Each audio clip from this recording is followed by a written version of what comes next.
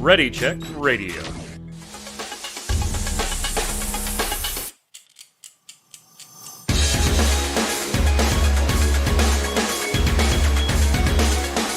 What's up, Internet? Welcome to Snowbound, Ready Check Radio's Blizzard podcast. It's Tuesday, it's 7 p.m. Eastern. That means it's time for the show. I'm your host, Mike Byrne, a.k.a. Magic Man, and welcome once again to our entire chat panel, watching it live, twitch.tv/ReadyCheckRadio.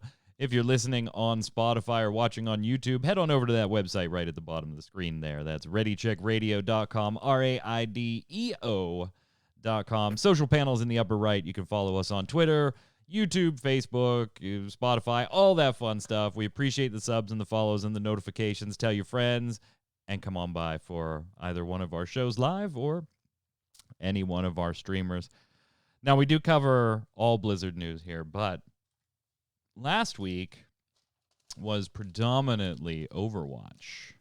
Overwatch dominated the show last week. This week, World of Warcraft, I'm just warning you, is going to dominate a lot of the show. Ian Hazzikostas video interview and a lot of Torghast stuff that we're seeing in official PTRs. Like, we've been staying away from data mine stuff for the most part, but in official PTR patch notes, we're seeing a lot of stuff changing. So we're going to run through it and then talk about Preach Gaming's interview with Ian. Oh, yeah, and some financials. You know, they kind of did well. Joining me to do all of that today, Mr. Dom Greco, a.k.a. Zisto. What's up, sir? What you doing on your phone there? I'm just checking to see if I have Diablo Immortal yet. Which I don't. You don't. Unfortunate. No. You don't. So, how's it going? Quill boring me to death. 5 battleground matches with Quill bores before the podcast. How'd that go? It went well. I like them. I mean, we'll talk about them more when we get there, but seem very easy to build. Yeah, Quill bores in the game. And we'll get there. Because there's something else I do want everybody's opinion on, especially since you've played Hearthstone and other CCGs or TCGs for a while, and we'll see everybody's opinion on it when we get there. Also on the line, the cat is gone, so maybe she's okay. She's right here. Angela Mercurio, a.k.a. Indy. How are you, Indy? Hi, I'm doing awesome. I'm not being mauled by a cat, but there is a cat head. Yeah. I'm trying not to encourage it because she would literally sit on my head if I allowed it. Yeah, you're like being stalked. Like you have a tiger in the room. Yes, I'm used to it. It's all good. You literally have a tiger in the room trying to keep you company. Let's start today. We're going to jump to financials first, actually, since those just broke today. Really, I mean, we're not going to spend too much time on them. We're just mentioning them here so that you don't comment on YouTube that, we forgot. So we didn't forget. They made a shit ton of money in Q1. like a virtual ass ton. I mean, if you want to be specific, boatloads, I think, would apply to. There's a lot of terms that would apply. They actually made $2.28 billion in net revenues with a GAAP operating margin of 35%. Now, that was on an outlook for Q1 of just a little over $2 billion. So they crushed it by like $260 million. Zista. They absolutely just destroyed it. And they've now had to change. Not a small number. Yeah, not a small number. And they've had to change their outlook, obviously, for the year now. Shareholders love that. Love that when you change the outlook for the year and go ahead and bump that number up a few billion. Just tack on a few billion, Indy. This also on news of Bobby Kotick taking a pay cut, getting a lot of favorable headlines reading 50% pay cut, 50% pay cut, 50% pay cut. And while that is mathematically true and the result of a year of the board of directors saying that they were reaching out to shareholders and comparing notes and getting feedback and everything, he has in fact received a salary cut from $1.75 million to a paltry $875 thousand per year. But he's still eligible for bonuses that can reach up to 200% of that base salary. So there you go. Indy calling it, pointing it out right there. Yes, favorable headlines, but he's fine. He'll be fine. Don't worry about it. He's not going to be making any less. Yeah, right. Like officially on paper, salary-wise, he makes less. It's like the magician. You think the bird disappears, but really it's just hidden behind something else. Like he's still making that money. It's just under the guise of another form of dispensing it. I'll tell you what, though, he could definitely benefit from those headlines right now, Zista. He kind of needed them, right? I mean, he's been the one that's been under the gun for salary and up to $200 million in bonuses being paid out. He didn't get that much, but reportedly that's how much he could have earned in those scenarios. And then on top of laying all these people off, oh, and by the way, we made another $2.28 billion in one quarter, smashing our forecast and forcing us to adjust for the year. So maybe we're going to hire some people, they said. We're going to hire approximately 2,000 developers in the next 2 years. We literally talked last week, Zista, about it potentially being hard to bring talent, creative talent, hungry talent into a company that, look at what just happened 5 months ago, and then 9 months before that, and 12 months before that. When you're making record profits, it kind of gets a dicey proposition to go work there. Right. Yeah, I mean, hopefully some of the people that were laid off get first dibs on those positions. Would you go back though, Indy? Like, you're asking me, right? I've been laid off from a job, and I know that if they called me back, my immediate answer would be go pound salt. Yeah, I'm. See, no matter how much I liked it. It's Blizzard, so like I would probably allow that. I would be the Blizzard doormat. I would. But no, I mean any other like if it was under any other circumstances, no. But interestingly, I was playing some Overwatch a couple nights ago with some Overwatch enthusiasts that play it regularly, and they had some different opinions about Kaplan's exit than we did. Okay. Whereas we read, the correspondence and the Reddit threads and everything, and it seemed kind of like he was leaving with a warm heart. They felt that he left a little bit on a cold note and that there was probably something that sparked it. Well, yeah, and we kind of alluded to we didn't know. Like, was this a go be with family scenario? Was this a, I don't want to be here and I want to go start, I think it was Zista, you pointed out, look, you got Mike Morheim doing his own thing, Metzen doing his own thing. What if Kaplan's going to go with one of them and go do their own thing? So, yeah, we kind of alluded to that, but I wouldn't be surprised, Indy. You're absolutely right. I just wouldn't be surprised if 6 months from now, in some interview, Jeff's like, yeah, they set my office on fire and I didn't want to be there anymore. Like just something. And now you're getting mauled by the kitty. Now you're getting mauled by the vicious. Kitty. Mm-hmm. Massively OP, taking a little bit of a different tact with their headline on the whole Blizzard financial Zista, saying, yes, Q1 record, big money. But if you look underneath, again, another topic we've discussed here on the show. If you look underneath, the MOP headlines read that Blizzard's lost about almost 29% of its overall active player base in 3 years.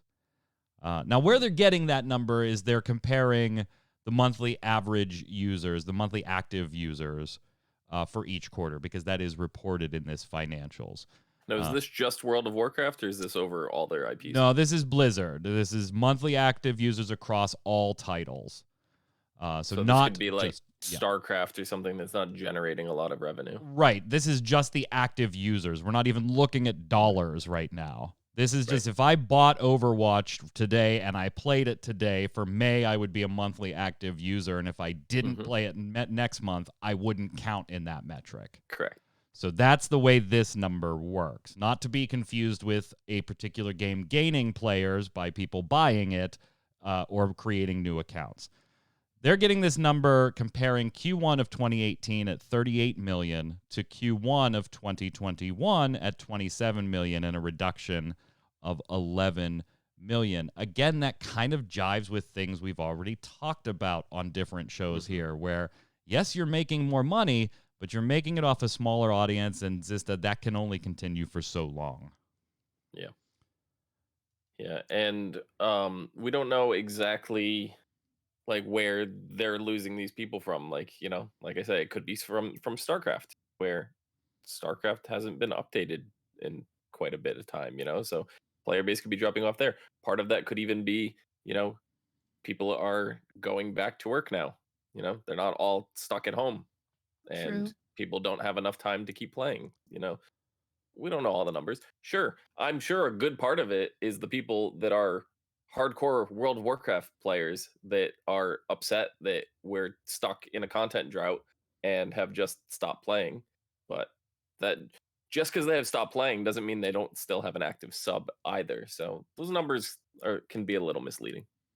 They can definitely be a little misleading, Indy, and you can make stats do whatever you want a lot of the time to prove whatever point you want. But it is a concern. I mean, when you look at the engagement, because that's more what this metric is designed for, is our opportunities to potentially make revenue.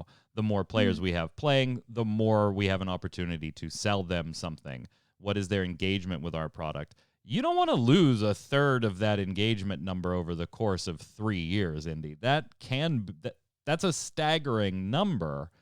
And then you offset it with this huge revenue, and it's just like, yeah, no wonder your average spend per user is higher than it was X years ago, because it would have to be to support this type of number. So it is one that ebbs and flows. It is a number that ebbs and flows, but you definitely don't want to see it down. A pretty jaded headline on Bree's part over it massively. I love Bree to death. They're doing fine. Yeah. Anyway, let's talk about 9.1. We're getting a lot of Torghast changes, and we knew a lot of this was coming. We still don't know all details about things, and we've kind of avoided data mined information on the show, but now we're actually seeing patch notes for the PTR of 9.1 and some of these Torghast changes. So here's the question. We're going to go through this and see if Mike will actually be interested in Torghast some more come 9.1. So looking at the patch notes, some of the biggies right off the bat, Zista, we've got changes to the actual number of floors. Instead of 6, going down to 5. Pretty big change, going to increase the speed at which you can go through already. But perhaps a bigger change is kind of the overall focus of what you actually do in Torghast. Right now, it's a chore. Make sure you don't die. It's Torghast. Make sure you don't die a bunch of times and beat the counter, you know, and die too many times that you can't complete it. As long as you don't, with the nerfs, that really hasn't been a problem for most players anymore. So it's more of a chore. Now it's almost going to an entirely different experience with some of these changes. Yeah. This was where you talk about some of those changes so that it's not just me talking the entire time. No, I know. We are so good at this. We are so good at this podcast. We may have done this once or twice before. So no, but the Terragru, right? Is that what it's called? Yeah, the big guy that chases you when you have the death count. Oh God. I like that they kind of tied this into like a little bit of a lore-based thing. It's like, yeah, we're gonna be fighting him in the raid, so with players potentially going in there and defeating him, he's no longer in Torghast to chase you down, and like, so they tied it in a lore kind of way, and I like that. I think removing the death counter is probably for the best, because that gets stressful, especially when you're doing the Mount Run one. You know, like Mike, has everything changed? Dom, yes. Yes. Yes. Absolutely, yes. It's all changed. Yes. Lovely party. PTI wasn't invited. Yeah, so the death counter is no longer a thing, Indy, but Zista might actually not like Torghast as much as he does now, because with the removal of the death counter, we kind of have a shift in focus now, Indy, to achieving the highest score possible on a 0 through or 1 through 5 stars or gems or whatever they end up being meter. How you do in Torghast determines your ranking.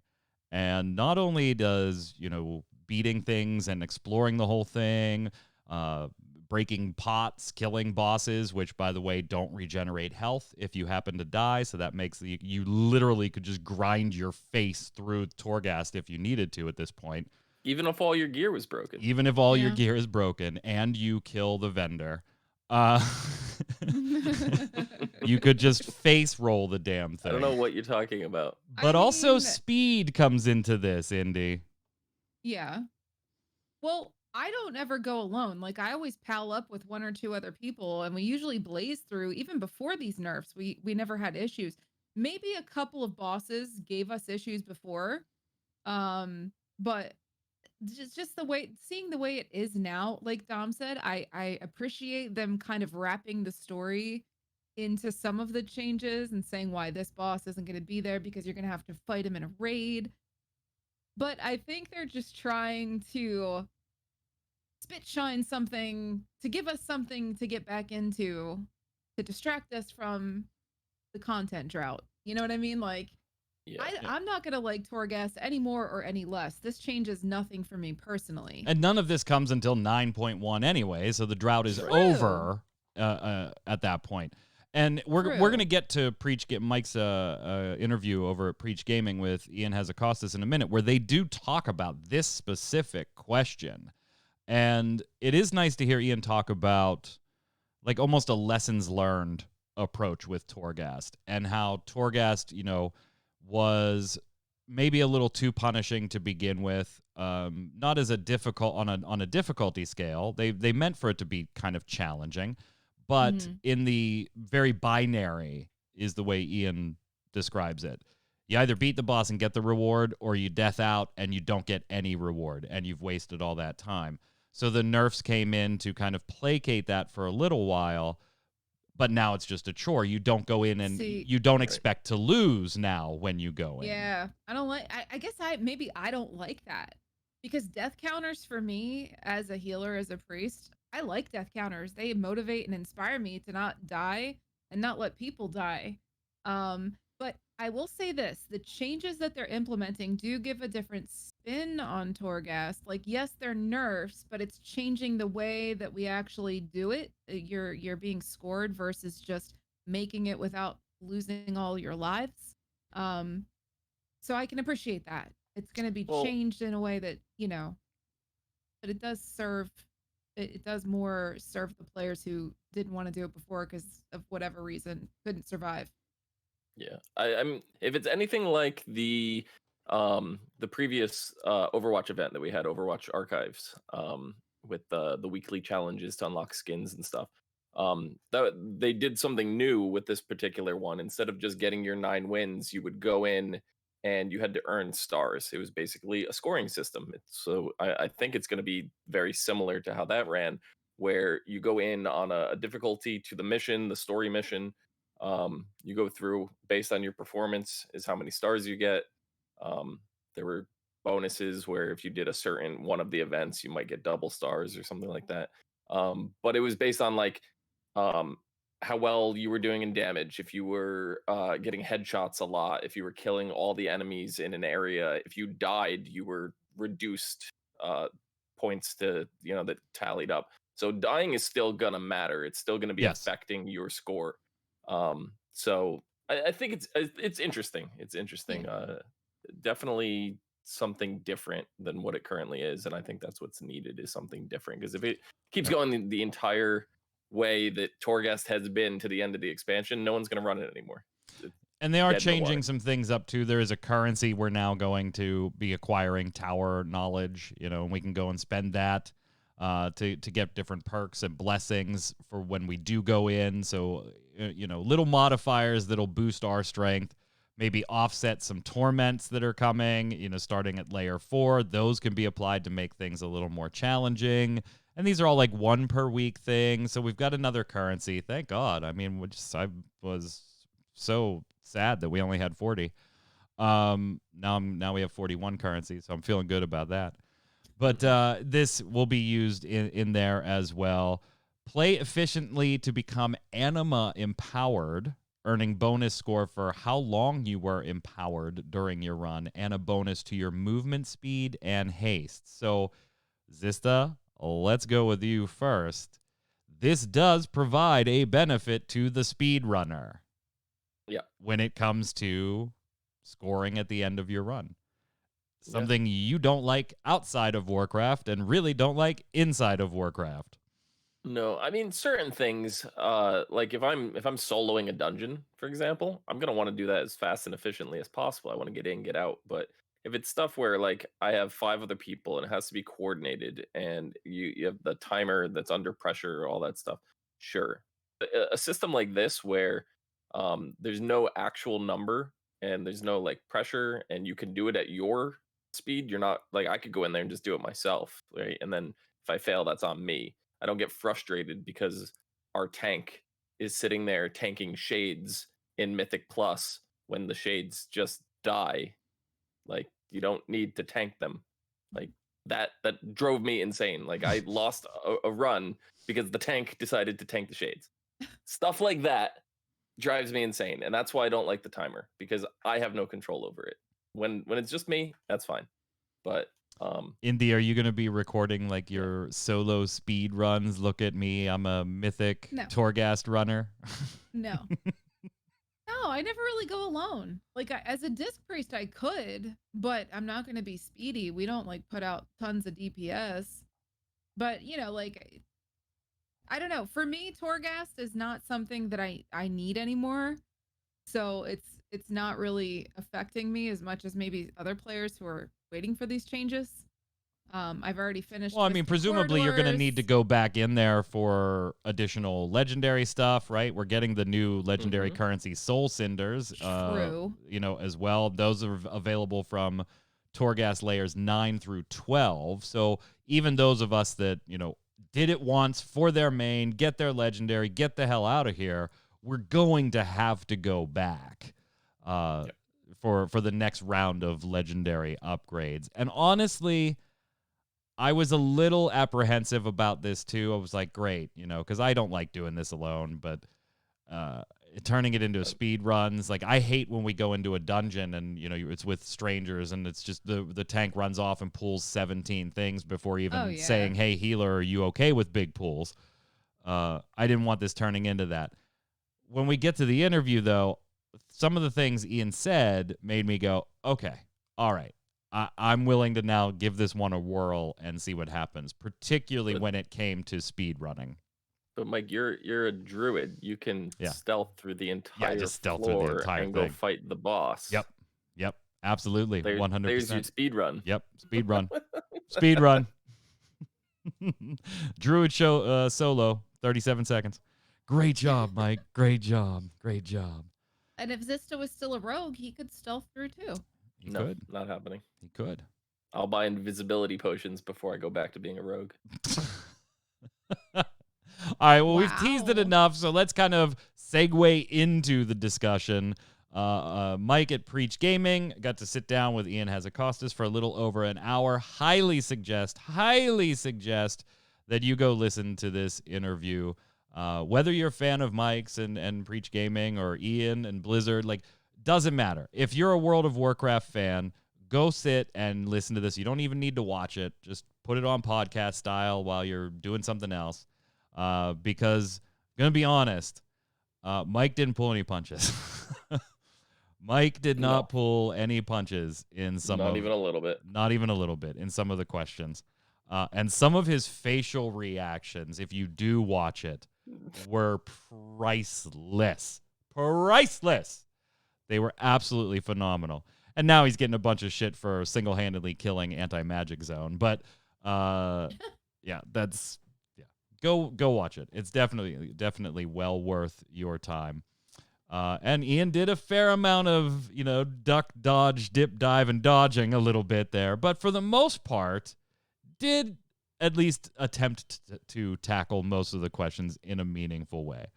First question, Indy, of course, was the gap between 9.0 and 9.1. And even Ian was like, yeah, not exactly what we wanted. Yeah. I don't think you can get too upset about it, though, because given what the current setting is, like maybe if we didn't have a pandemic right now, I would be a little bit angrier. Am I happy about it? No, I'm bored. I don't like grinding out anima and doing world quests over and over again and doing the same mythic dungeons over and over again for what? Just like it is boring right now. But given the state of things, like I don't expect them to pump out patches at the same rate as they would during normal circumstances. Here's So, the only thing that I'm a little more forgiving. Yeah, I'm not. I'm not. Kayla says this in chat. You can't blame COVID for it when they've been set up for this since last fall. When Zista and we did that 2-person episode where we kind of went in depth on the days in between things and stuff like that, created a nice visual, which you can find on our Twitter and everything. I talked about, if you look at development timing, and I don't have any inside knowledge, but when COVID hit, we were just months away from the expansion launching. So all the core work for the expansion would have been done, and now it's polish and QA and finishing up some, smaller aspects of the expansion and the beginning development of 9.1. Then COVID hits. So 9.1, while most companies, I don't think you can blame COVID at this point when they're saying, hey, this is going to be delayed.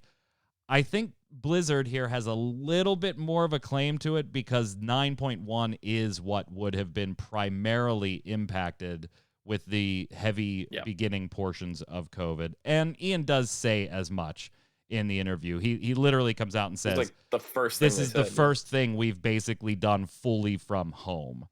And that jives with what I would believe the development cycle to have been like, Indy. And I respect, while I don't respect the layoffs, I respect any company that under the current circumstances allows their employees or sets up their employees to work from home, because that's placing the value of human life above the dollar. So I respect that. And you guys do have a point as well, at it's not completely responsible for what the delay is. I guess I just don't like to look at the negative because I am a Blizzard fangirl and I don't like to say, oh, hey, maybe layoffs have something to do with this. Maybe all of the, the changes in staff with Blizzard have something to do with it. Who knows? The dynamics changed. We all want 9.1. I want it more than anybody. Yeah, you're such a fangirl.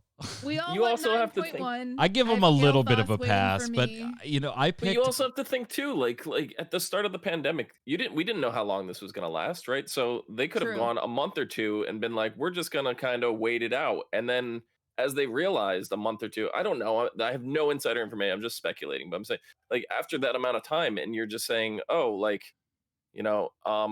we're not going to be getting back to work anytime soon. Now we have to develop tools and create all this stuff because Blizzard's very conscious about their privacy and stuff like that. They have to develop, firewalls and what's the VPNs? VPN.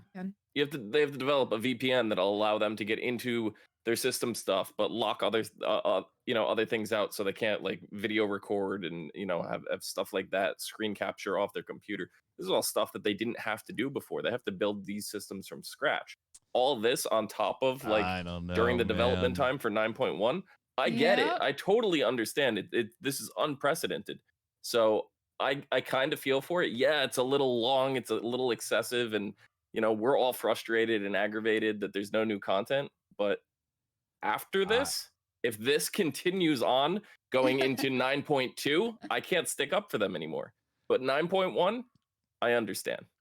I'm like, kind give of. him I'll a leave it at break, that. Mike. I'm Give him no, a I break. can't. I'm kind of with Kayla and chat on this one, and I've said as much on these shows. You get a little bit of a pass with me because working in software engineering, I understand development life cycles and what you were probably doing when COVID first hit. But we're still like a month and a half away from getting this. I still don't think this is coming out any earlier than the end of June and into the middle of July, and that's, I think, being generous. I think there is a real possibility it slips into August. I hope not. And to me, we're already past, before it even hit the PTR, we're already setting a record. Now, on this topic, though, Ian did want to caution Indy and say, hey, this is not going to be like Warlords of Draenor, where we're one and done tier-wise and then off to the next expansion. This is a delay. This is not a reduction in expansion size, which I think was important for him to say out loud publicly. Yeah. Yes, there's so much more left in Shadowlands, like story-wise. Come on, like there's no reason to that. I hope Warlords was not my favorite. I won't lie. Mists and Warlords, not my favorite. I am so invested in the story here with this expansion. I would be devastated if anything were cut short or just kind of capped off, leaving so many loose ends. So appreciate Also, working on a way to kind of reduce the pain point for legendaries. You know, maybe you have the helm, but in 9.1, the raid tier set makes you want to get boots or gloves instead, and now you got to change all this stuff. And while Ian didn't say anything about it, we did see today on Wowhead, there was data mining for packaged soul ash, an item that will let you transfer soul ash from one of your characters to another. So if you're packaging up 6,000 soul ash to send it to an alt, they can immediately buy their highest tier legendary. Or if you want to make these types of changes on your main after 9.1 drops, you can farm up soul ash on your alts, or they have it laying around and send it to your main. Again, sprinkle some salt on this, data mined. So it's always work in progress stuff. But I think that could be Zista what Ian was kind of alluding to in, we're not going to be giving refunds, but we are looking at pain points for changing legendaries once you've delved into the 9.1 content. And that just helps alt-friendly players as well, because now, think of how long it took you to build up a legendary on one character. Now imagine you have one of every class, right? And you're one of those hardcore people that just go in and do everything that you can, grinding all that out. Can you imagine, Mike, doing Torghast on every single class in a week? I know how exciting that sounds to you, but there's people out there that'll do it. And they'll get their legendary maxed out in like a week or two per class. It's kind of insane. If looks could kill. Zista, you said a lot of stuff there I don't ever care to hear again. No, can't imagine that. I can't imagine that. Yeah, they're chat. Yes, they are looking to hire. We said that at the top of the show. They're looking to hire. Oh, pick me. Yeah, right.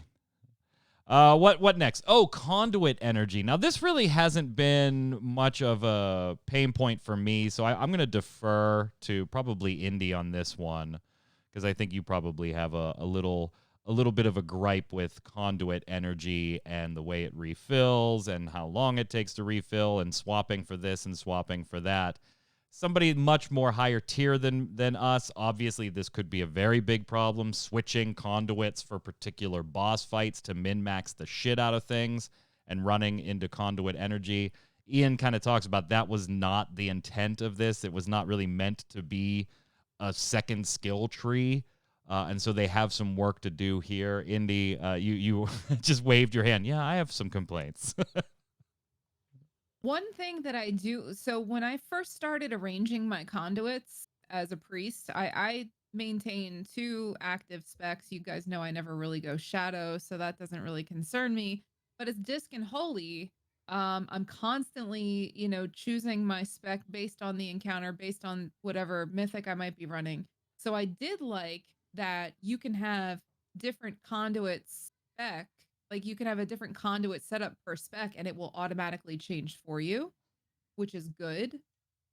But what I never liked was the for instance, for raiding, I would want to choose different conduits versus for mythic healing. And it wasn't so much from encounter to encounter. If I truly wanted to min max, I'm sure I could have swapped conduits depending on the encounter. But even just between raiding and mythic, which I love both of, it was always such a hassle. Like, who wants to deal with that? Who wants to do that? On the flip side, Zista, Ian said they didn't want to create a system where there was really just one ultimately superior viable option. And so instead of a bunch of swapping, you have just, every tank druid has this. Every, Right. Dark Knight has, or Death Knight has, Demon Hunter has this. Sorry, Wrong Final game. Fantasy on the brain. Every Demon Hunter has this. They didn't, and they said they haven't really found the balance yet, because if they skewed more towards that system, then you're creating something that maybe isn't in your play style and the way you like playing your character, simply because it's the most viable, and you'll get shit if you don't have the most viable on with particular groups. So they're going to be making changes. He really wouldn't delve into some of the changes. Did say that like swapping new alts or swapping covenants would have the conduit energy refilled, so that you wouldn't have to wait for that energy to refill. But he really wouldn't go into changes. I just don't know how do you change it and find that middle balance? I feel like this is one of those systems where you piss somebody off no matter what way you go. Yeah. I mean, what's frustrating too about the conduit system is like, so you have in especially in our raid group, you have like, we have a bunch of druids that like they'll heal. And then if they got to go DPS, then they're like, hold on, I got to go hearth back and swap my conduits so I can heal better or DPS better or, whatever. That's really frustrating. Like they should have things that are just kind of like built up to like swap with your set, like whatever your role is. Instead, I don't know. It's just like, that was the part about the conduit system that was always frustrating to me. But I always felt like little things, like for me, I'm a DPS class, right? So things like a good system for what I would come up with to do something is like, okay, so I have like one conduit to fill out. Make it something where it's like either you do a little bit more damage or you shorten your cooldown. And those are the kind of choices that you should make. Do you want to do more damage? Do you want to do it more frequently? Little things like that would be engaging enough where maybe it changes the fight how it is. Because like right now, based on the conduits, I have mine all set up for AoE stuff because I do some mythic pluses and I do the raid. And you look at the raid, there's maybe 4 fights in the entire raid that are single target fights. You have Sludge Fist, you have Hungering Devourer, Artificer, and Shriekwing. Right, those are the only 4. Everything else is AoE at some point. I'm not going to go in for 4 fights that are spread out across the dungeon and swap to a single target spec. I don't even want to swap out my legendaries to do a single target spec on those fights when it's just clicking one button in the UI for gear. I don't even want to do that. So I just have everything set up for AoE. That's how I do it. I'm sorry, I love I don't care. me. Excuse me. Shriek Wang. That is the name of my shaman, by the way. I did go ahead and roll that. I have a healer shaman named Shriek Wang. He's level 48. I don't know if he'll ever get to 60, but the name is taken. The name is taken, and that's the only thing that matters. Shrank Wang. Torghast. Now, a lot of this section, if you're watching the interview itself, a lot of this section goes through some of the changes we already talked about. So we won't belabor those points. We were using the PTR notes for those rather than Ian reiterating them in that conversation. So this section of the interview Mike did, you might be able to skip a little bit of it.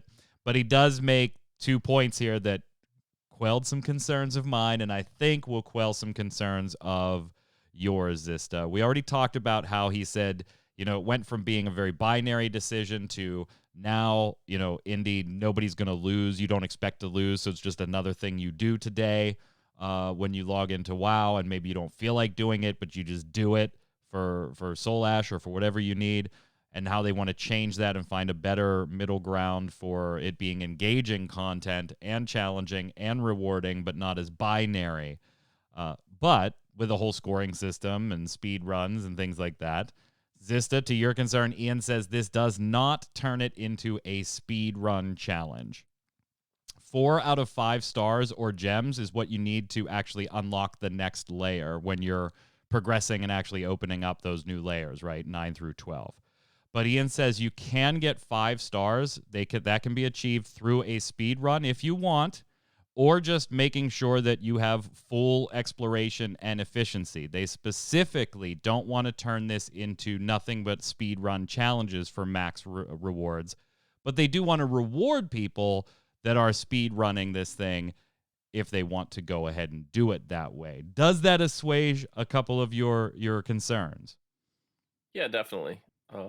Like I said, speedrunning is all right if it's on my terms, but like I don't enjoy speedrunning if we all went into Torghast together. I don't want to speedrun it, like I'd rather take my time, go through little aspects of things like, can we skip this group? Yeah, like that kind of speedrunning, if you want to consider that speedrunning, that's great. Like that what was that ability we went in, Mike? I think it was me and you went in. It was like the shades or something. We got to become the shades when we were doing Torghast, and we were able to teleport like straight up on the staircase. I think it was you that I did that with, right? Yeah. So like that kind of speedrun, that's good. I like those kind of strats. But when timer's under pressure, I don't want to deal with that. We will not, Indy, be getting gear drops in Torghast. Womp, womp, womp. Good thing I'm set. Yeah, and again, I kind of see the rationale here. Ian says that the Torghast is meant to complement gear, through creation of the legendary piece. They don't really want it to be competing with other sets, whether that be the mythic sets or the raiding sets or the PvP sets. It would just be another set to have to make sure was ultimately balanced as close as you can get it, so that everybody didn't shift out of mythic and just beat the hell out of Torghast because that was the best set. So I can kind of see that one makes sense. Just retool Torghast and make it all mythic plus dungeon runs. Everybody will love that. I love mythic plus, but if they did something to more incentivize it, like for people who say don't need it for legendary purposes, like why not put some new pets in there, or some cosmetic stuff, or trivial stuff but still fun? Like twisting corridors was really fun to grind because every little milestone you got something, you know what I mean, something unique. What? Did I say twisting corridors was fun and you just like it blew your mind? I don't even understand. Can you repeat that? I'm not sure I understand. Like, I hear the words. Yes, the twisting corridors of Torghast were pleasurable. I hear the words coming out of your mouth. Like, yes. And I know they're words, but I'm just... I teamed up with my 2 pals, and we stacked these powers. Burning toast. We stacked these powers so cleverly that it was just a face roll for us. I do think they are missing a huge opportunity with a bunch of cosmetic bullshit. Yeah, like give us something trivial.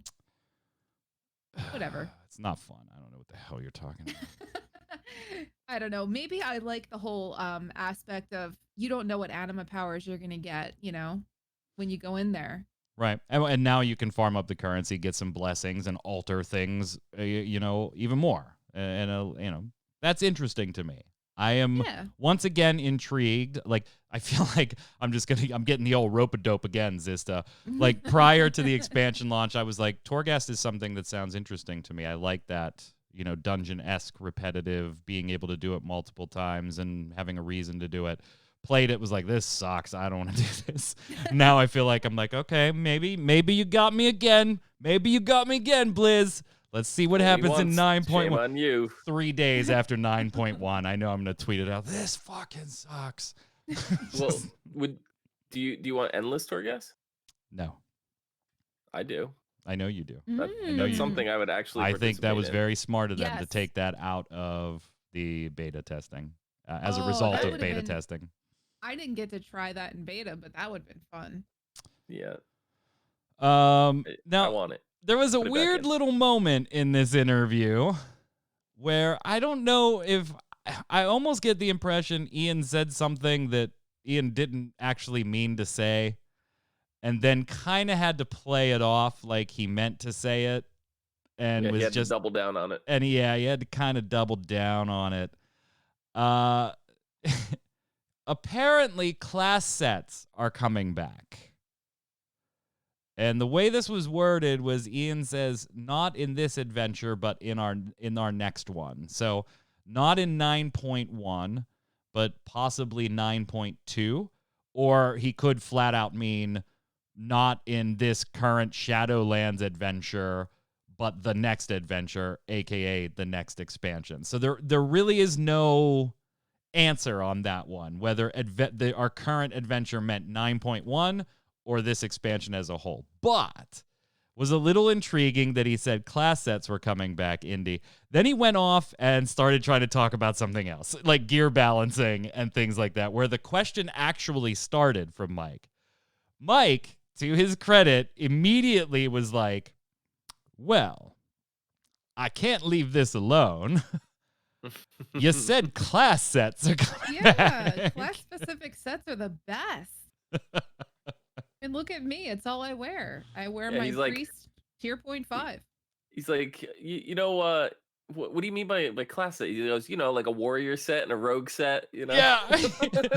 Ian's You like, know? yeah, like when a rogue, and he's like, do you mean like bonuses and stuff like that? And he's like, and Ian says, well, presumably, that would be bonuses are part of class sets. Yes. yeah. What they were actually talking about, by the way, was shards of domination, which was a currency that was data mined in 9.1. So Mike asked Ian about it because apparently in the data mining stuff, it was shown that it could give bonuses to raid gear. And so the question was, does this now, is PvP going to get something like that? Is Mythic going to get something like that? Or is everybody going to want to leave Mythics and go do raids because of the gear for these bonuses? And Ian was just kind of like, hey, that's all still work in progress stuff. We don't really talk about data mine stuff because we may or may not use it. But if we end up going that route, think of it as like little bonuses that would really not impact you outside of the raid very much, if at all. But in the raid could give you perks and make you stronger inside the raid. So specific to that. And that's where class sets come up. So I want to know, I am all for class sets. I know people that hate class sets, but Why? I don't know. I don't know. Screw them. I love them. And you don't pay my sub. So I am all about class sets. I remember farming the tier 3 class set on my very first Warlock and just have such nostalgic memories. Ooh. Yeah, I love class sets. I almost kind of wish they went back and gave Demon Hunters and Death Knights and all classes that didn't have class sets back in relevant, when the content was relevant, like Molten Core and stuff. Like go back and that would be so much work, but go back and do it. Because like little known fact, I don't know if everybody knows this, but when new classes get added to the game in Nefarian, like that encounter, they make class calls for all of the classes. There's a Death Knight one, there's a Demon Hunter one. Like Demon Hunter, like it goes blind. Like everybody goes blind. You can't see anything. Like he makes class calls out for that. So like I always was like, can we go back and give like tier sets for Demon Hunters? Demon Hunter has never had a tier set because they haven't existed since the Demon Hunter was added into the game. So I have a question for you. Kind of exciting for me. Yeah. My question for you is if they did go back and give Demon Hunters tier 1, tier 2, like from Molten Core and Blackwing Lair, would you actually wear that gear? Because it wouldn't, I would hope that they would stay true to the time and make those armor sets a little bit more simplistic like they were for the other classes that had them. I would like them to make it like time period appropriate. Would you actually wear those? I agree with you on that. It depends. It depends on what it would look like. It's hard for me to say yes, I would without seeing a finished design, but potentially if they looked good. That's such a good idea. So all three of us are in favor of class sets returning, bonuses and all. Yes. Even though, granted, it does kind of limit, custom or a customizability as far as your stat drops and stuff like that. Because once you start talking bonuses for 2 pieces, 3 pieces, 5 pieces, whatever, that really becomes the best in slot. You go for it. Yeah, well, I Yeah. always liked the juggling of like, okay, so I have, my 4-piece bonus, and then we have the next tier that's coming out, and it's time to start swapping gear. And you're like, oh, I can't upgrade the gloves yet because I can't I have them, I'm holding them, but my 4-piece is better than a 3 bonus that breaks it up.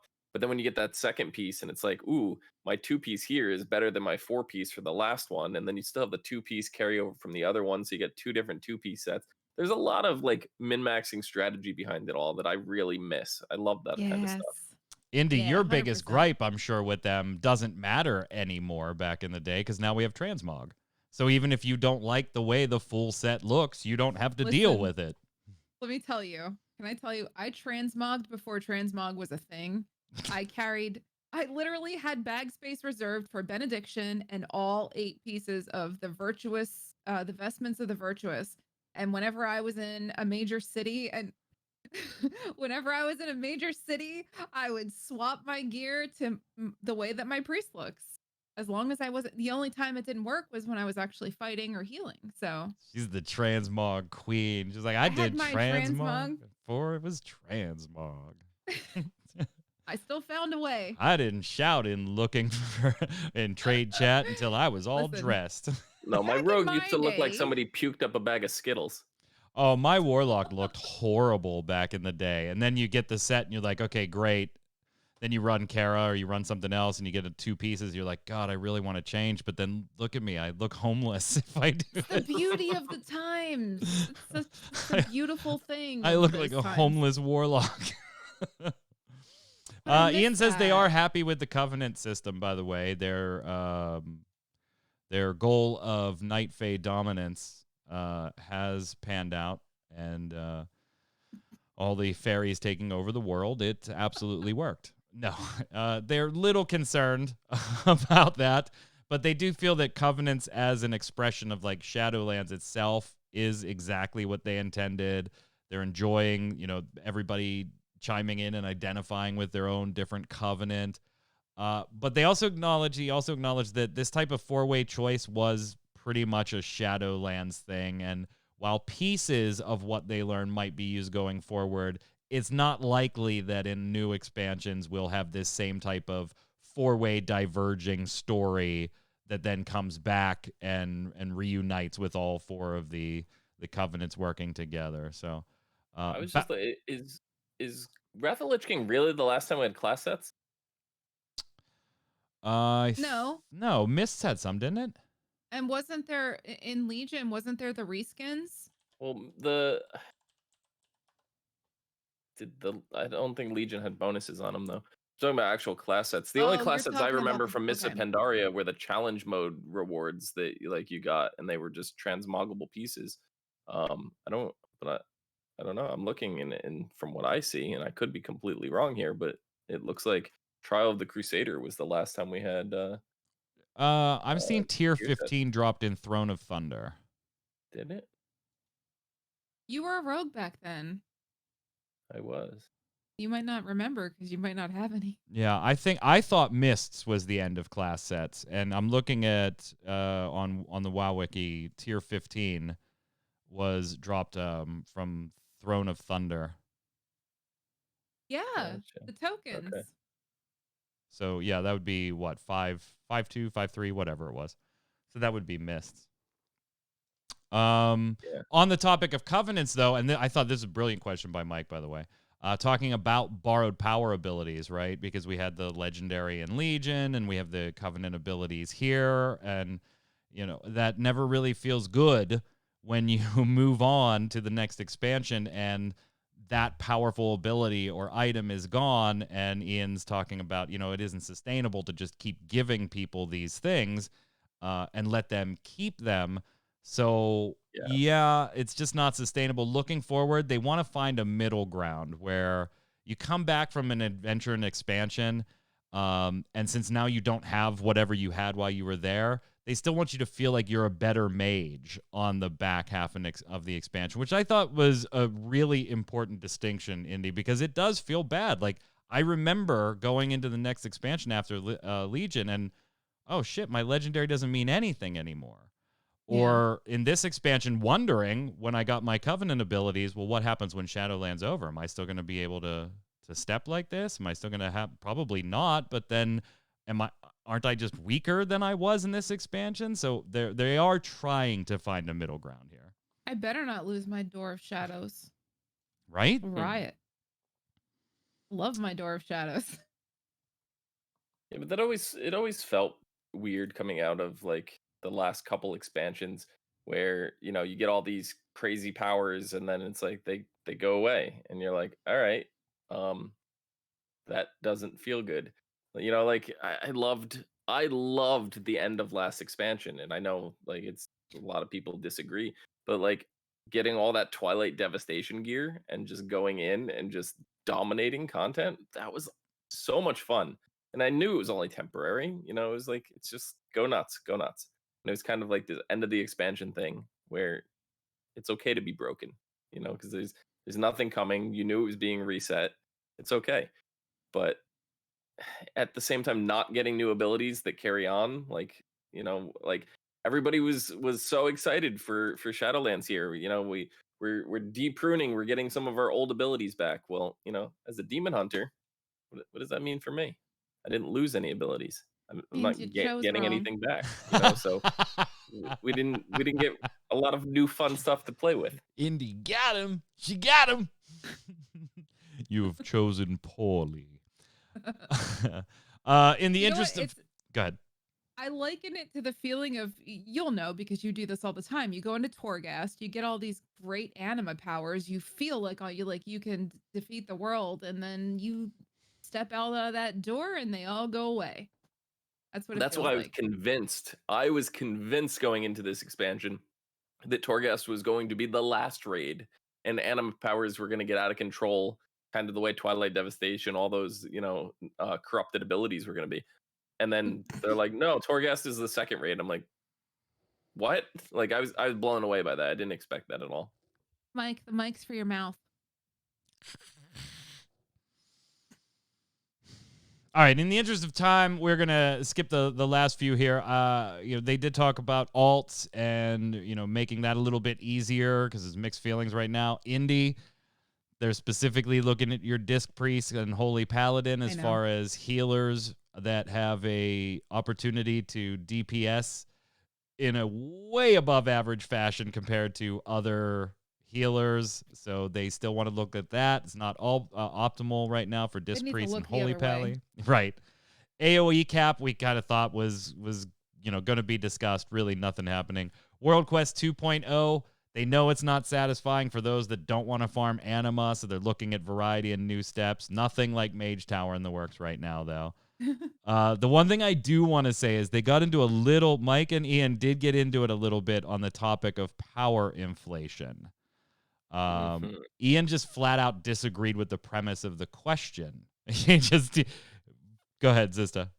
I was gonna say he also like backpedaled on it, and he's like, I don't have the stats in front of me. Yeah, you know, so he's trying to like come across as like I know it all, but at the same time, maybe you guys actually know something I don't because I'm not looking at anything. Yeah, I mean the question was talking about like incremental the item level swing causing massive power inflation, and Ian chalked it up initially saying that I disagree with the premise of the question.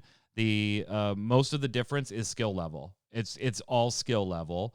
And he said, hey, one item level is still roughly 1% in performance improvement. That's the same as Lich King. And actually, the gap has decreased from a 15-point spread in previous expansions to 13 in the current expansion. So if anything, the power inflation gap has gotten smaller. So it must all be skill. And then, yeah, Mike challenged that one, and Ian, well, we'll look at the stats. Definitely, I thought the interview was fantastic. Kudos to Mike at Preach Gaming, and kudos to Ian and Devolore for helping set everything up in the background. Just fantastic stuff. I get the feeling Ian went there, Indy, because he only wanted to answer these questions once. Let me just answer them once and get them done with. But kudos to everybody, including Ian. Absolutely. Before we wrap up today, I told you it was going to be mostly World of Warcraft today because we had the Torghast and a lot of stuff in that great interview. But we do have some other things for you. I'm going to give you a quick hit here. One from Hearthstone, one from Overwatch, one from Diablo. So it's still a Blizzard podcast, right? We got it. We covered it. And I know both of you have some stuff to say on Hearthstone because we did get Quillbore's Battlegrounds, and I'm more interested in that in a second piece of this. But since Zista, you started with your Quillbore's achievement, I'll let you speak to it a little bit before we go. Yeah, so the Battlegrounds, adding the new minion type in there, they've had to previously, like, you'd go in and then one of the tribes, like, when first came out, it's like one of the tribes is cut out. And pirates got added, now elementals got added, and they're like, okay, now 2 tribes are cut out. So now Quillbores get added. 3 tribes are out every single game now. While Quillbores are here at the start, Quillbores are in every single game. So there's I've played them. I've tried to build nothing but Quillbores. Like, why would I try to build pirates or Murlocs or something right now when that doesn't make sense? I want to try the new, the new stuff. So all the games that I've played, I've finished in the top 4, which is what is considered a win. I finished first, I think, in 2 or 3 of them. If not, I had like second. I think 1 or 2 of them I got fourth.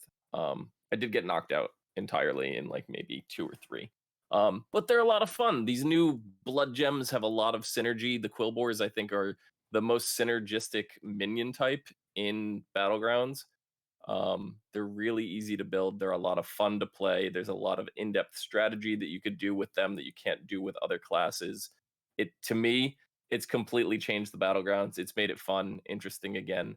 Um, I also played a little bit today. Some of you guys know Kiggles.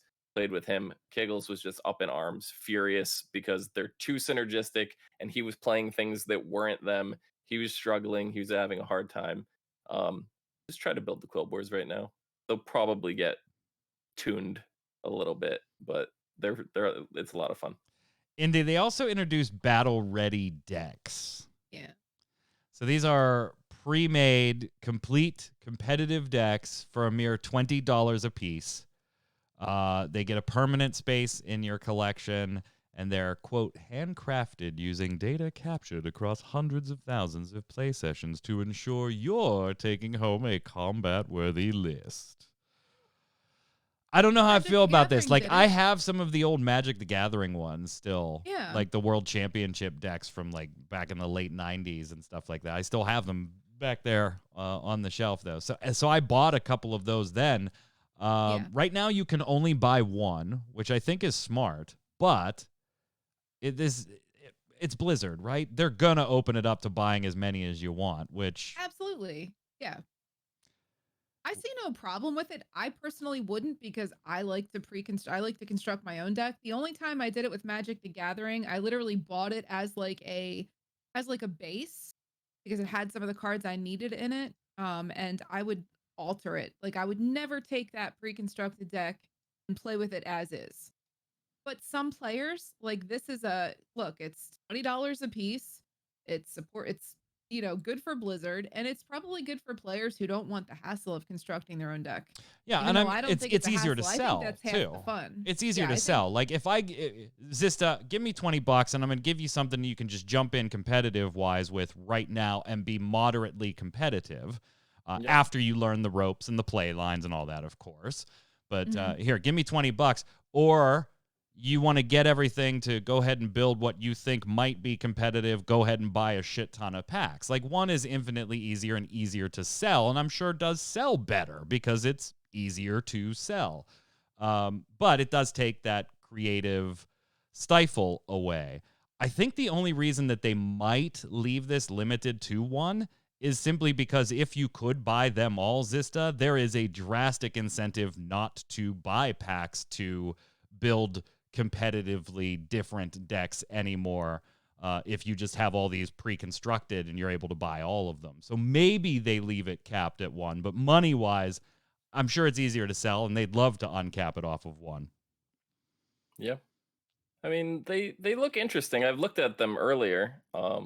They come with a lot of legendaries and stuff. So like, you're not just getting garbage cards. You're getting stuff that you could use potentially in other decks. Getting so like the mage deck that I'm looking at here, you have one, two, three. You have four mage legendaries and then two neutral legendaries that you could use in other decks. Um, and then you get a lot of just regular decent cards. Nice mix of stuff. It's definitely worth it. Some I see right here, some classes have more legendaries than others.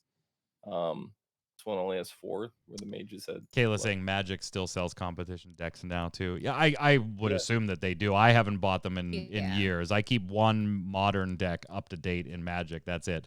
Final Fantasy trading card game is all me. I mean, just look at the background and the streams and the competitive playing, and yeah, that's all. But one I of don't the see a other problem with these though, but it might be a little bit of a downfall because if you're using these decks and your opponent happens to know exactly what's in them, then they can kind of predict, Yeah, I think, against you.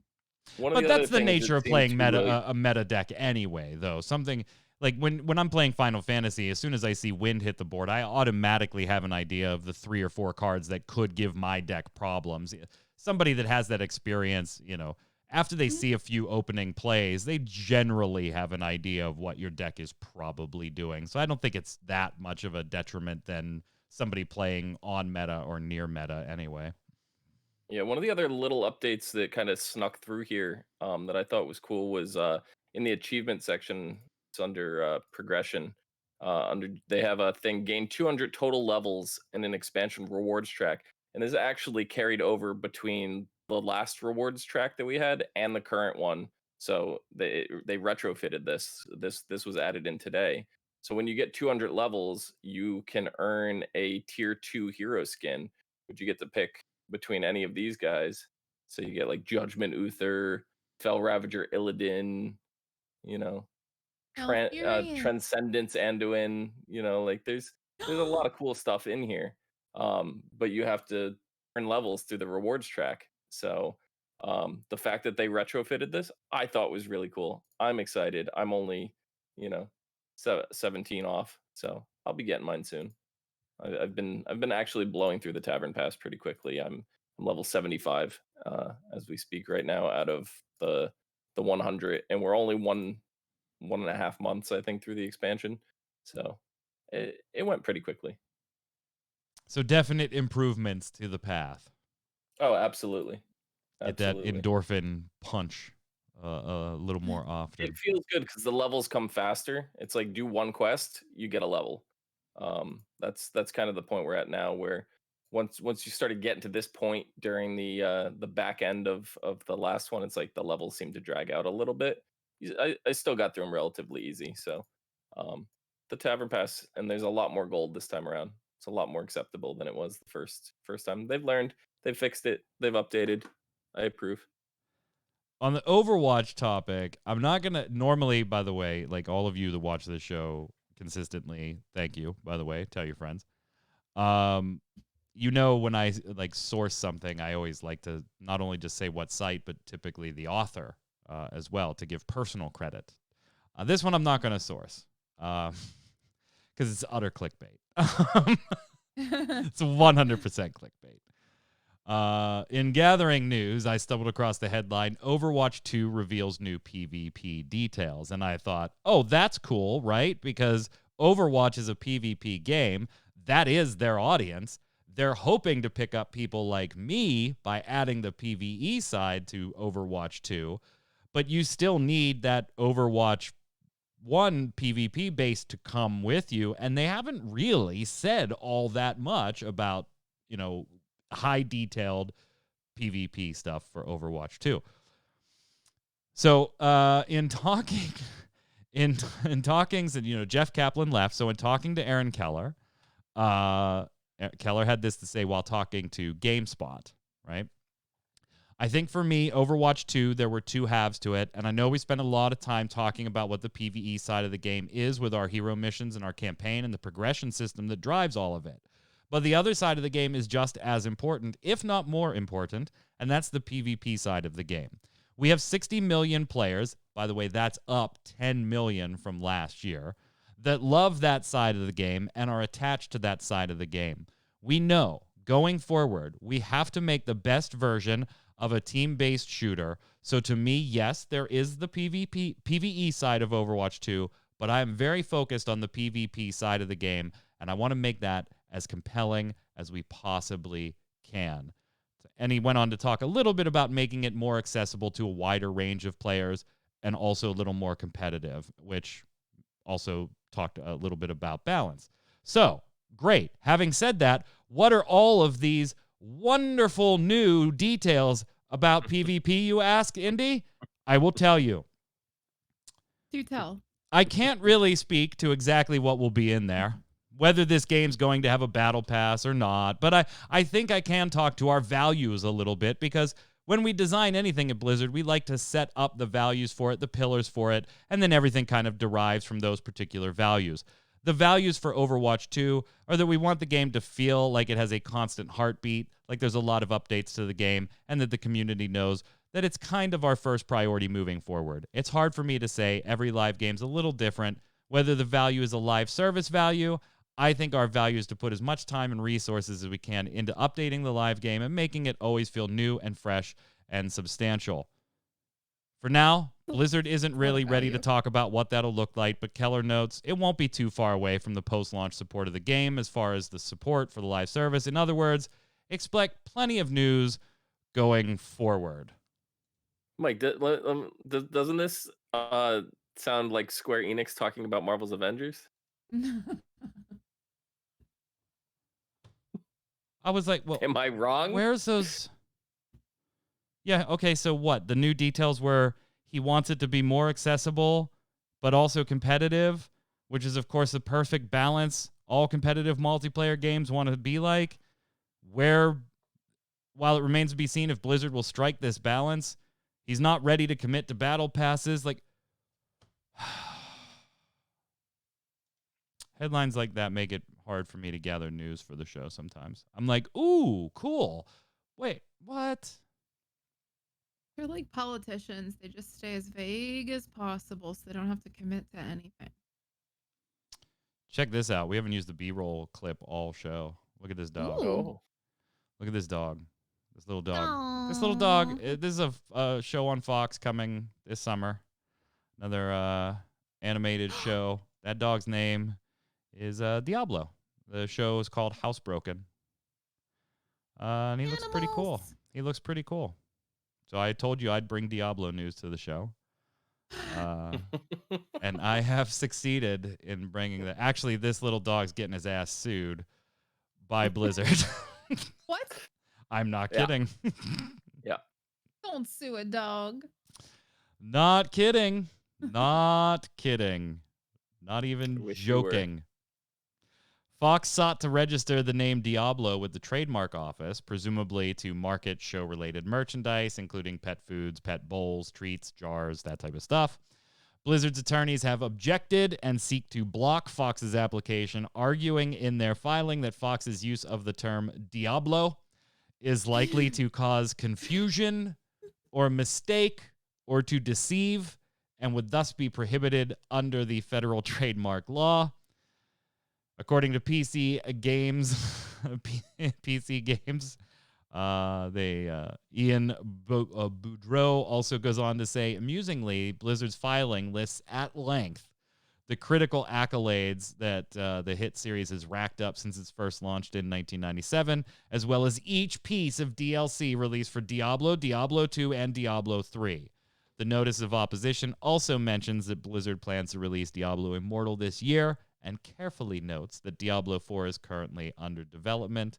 Of course, Fox Media's attorneys will have a chance to respond to that filing. I know if I saw this dog, Indy, and you said that was Diablo, the first thing I would say is, wait, like from the game? We would, but people watching. First of all, I'm not a fan of Fox. I'll say that right now. I'm confused. Am I watching Diablo 4 footage? Yes. Or Yeah, you are.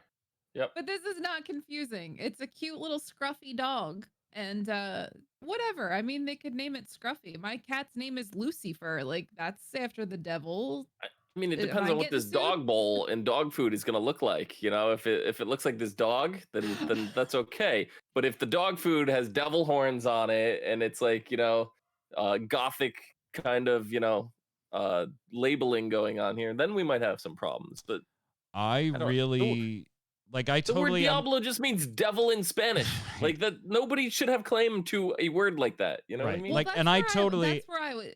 I think if Yep. they were actually applying that name to some sort of game aspect or element, but this is a cartoon and it's a dog. I don't agree. usually err on the side of people trying to defend their IP in most cases. Like, even though the Elder Scrolls suing Scrolls was Sorry. dumb Q back in in the chat just made day, me laugh. and I say, hey, that's dumb, right? Nobody's going to confuse Scrolls for the Elder Scrolls. I normally err on the side of the plaintiff in that discussion, even though I think they should lose the lawsuit and it should be dismissed. I always say, you know what? You have to. You have to.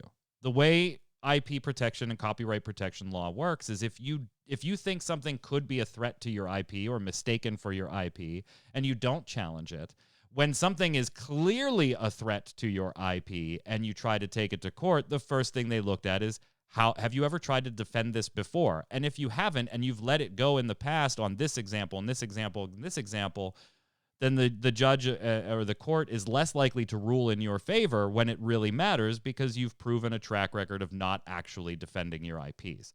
So normally, even though I think the lawsuit's dumb, I err on the side of the IP holder. This one is beyond dumb.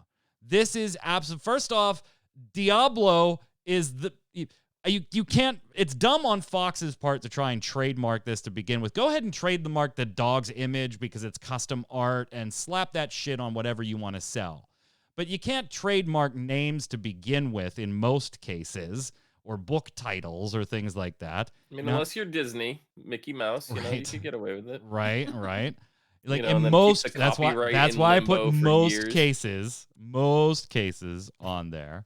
I mean, but this is a Disney company, This so is so dumb. This is so dumb and such a waste of time and money. Yeah. I'll tell you what, though, I like the necromancer class here. I really. Is that the corgi? Look, they have a healer. There's a healer. I'm so glad I got a 3080. I don't know if my old PC could have run this when it. Oh no, the corgi's wearing a life vest. That's the healer. Sorry. Yes. Yeah. I'm changing my name next week to Diablo. And the hamsters from Overwatch. Let's slide. Oh my God! Don't give him any ideas.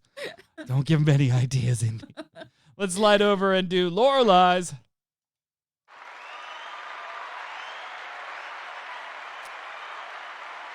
This is the last segment of each of our shows where our resident lore master, Little Missy, goes ahead and gives us 3 statements, 2 of which 100% true, 1 of which has a lie in there somewhere. Could be little, could be big. It's your job to tell us where the lie is and what the lie is. And if you want to follow Missy, right there, it's on Twitter at Lil Missy, LILMISSY, hiccup 4205. Give her a follow, and I'm sure if you want all kinds of lore info, you just tweet at her. She responds to everything, I'm sure. Like, everything. I don't know if that's true or not. Don't quote me. I'm going to try it. Try it right now. Like, do you respond to everything? Yeah, I'm sure she responds to all of it. On last week, did you figure out where and what was the lie? The lie was actually in Zista's statement, the second one.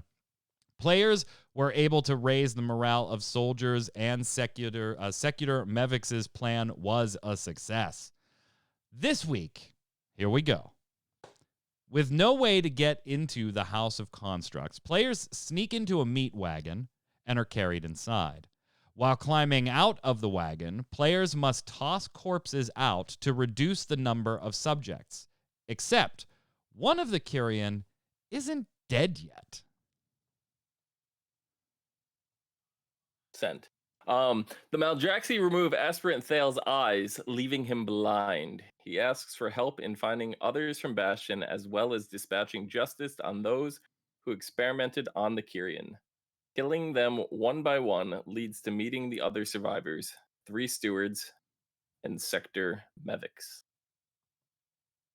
Players slow down the production of the constructs, collect the corpses of Kyrian, and kill as many of the enemy as possible before meeting up with the survivors before a soul barrier put up by Surgeon Stitchflesh's assistants, Sharks the Fleshcrafter, and First Apprentice Malcrax. One of those statements has a lie in it. Could be big, could be small. In the comments below on YouTube or on ReadyCheckRadio.com, let us know which one is the lie and what the lie is. And we'll see you next week with another lore or lies from Lil Missy. Go give her a follow and tweet at her. I'm sure she responds to everything. I'm sure.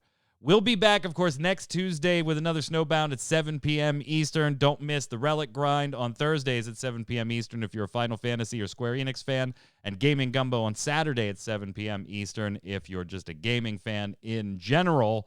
And don't go anywhere if you're hanging out in chat right now. After this show, we'll be going live. Jason Winter will be streaming. How are you, sir?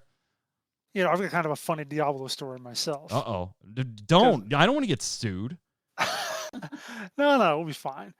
Back when the D20 system was a big thing at Wizards of the Coast, the D&D D20 system, there were source books for everything. I remember leafing through the Diablo source book they had for Diablo. If you want to run a campaign in the Diablo world, I looked at the stats of Diablo himself. Of course, they're all incredibly huge, including we noticed he had a bluff skill of plus 40. So we thought, could Diablo just be like a used car salesman? With that kind of bluff skill, he just get you to buy a really crappy car. Is that his entire purpose? God. What are you playing today? I'm signing up for another tour of duty and enlisted. Gonna keep a shooty boom boom. Playing you really like that. I do like that game more than I probably should. Yeah, it's stuck with you for a while. You did the has. first look, and typically even the ones you like, after about a week or two of the first look, you're done. It's been a couple weeks now, and this one's still actually there. shelled out for the battle pass. Oh, so now you feel obliged to play. Yeah, I do. Kind of. You get bonus progress, man. It's worth it. That's how they get you. That's how they get you. But I'll get it free for the next one because if I get all the loot for this one, so it'll be great. There you It's go. an investment. There you go. Well, if you want to hang out with Jason, check out Enlisted, free to play game. Apparently a lot of fun. Jason's enjoying it, and that says a lot actually. Because most of these things he'll abandon after I make him do the first look. Hang tight. Chat will go dark for about 30 seconds so we can just relabel everything after the show. And then Jason will be right back. We'll be back next Tuesday. Until then, Indy, where can everybody find you, my friend? You guys can find me streaming on Twitch, tweeting on Twitter. I also have a YouTube, Instagram, and now a TikTok. All of those at Indy Garona. It's the same name everywhere. Come stalk me. Indy replies to everything. I do. True. I don't know if that's true or not, but just tweet at her. I'm sure she'll reply. I try to. Zista. Whoa! Holy hell. You can find me down below. Oh, dude, that's that new Fox show. I can't wait to see that, actually. Yeah. I wonder if he's housebroken. Yeah. What a cute dog. You want to sell me a car? What a cute dog. I love him. I would buy a pet bull with that dog on it. Mm-hmm. Sister, where can everybody find you, you maniac? You can find me down below and on Twitter at It's Zista or on Twitch at just Zista XIZTA. I'm Mike Byrne. You can follow me personally right there at Magic Man 1. But more importantly, follow at RC Raideo, RAIDEO, so we can tweet at you every time we're going live with one of our 3 podcasts, or anytime one of the wonderful volunteers behind the scenes goes live with a stream. Until next time, gang, thanks for hanging out. Stay safe. We'll see you on the servers.